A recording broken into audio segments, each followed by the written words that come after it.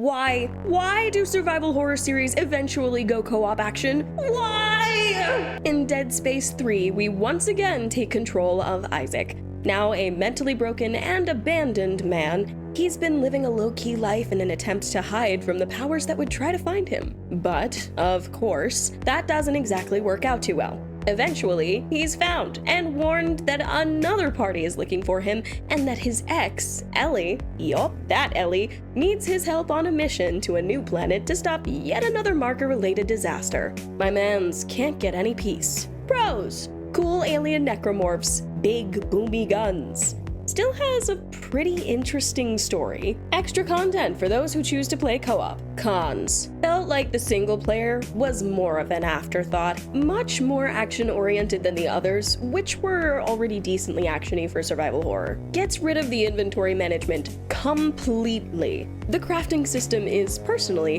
one of the worst I've ever experienced, in my opinion. For some reason made the necromorphs not nearly as grotesque. Content locked behind co-op, which would be fine, except that when you play the single player, you see the extra content and just cannot interact with it. Wanted more of a reaction from Isaac, since he was so incredibly close to the big wig of markers. Felt like he should have had more of a reaction than he did. While the game somehow keeps some semblance of the general vibe of Dead Space, has an okay story, and I can imagine is a hell of a romp with another person. As a single-player survival horror loving girly, I felt that the studio's push to go co-op and action impacted the end of what could have been an awesome trilogy. While I could never say that this game is bad, I believe it is quite the step down from the previous two games in the series. Even so, there are several interesting moments and lore drops to be experienced, and the combat, while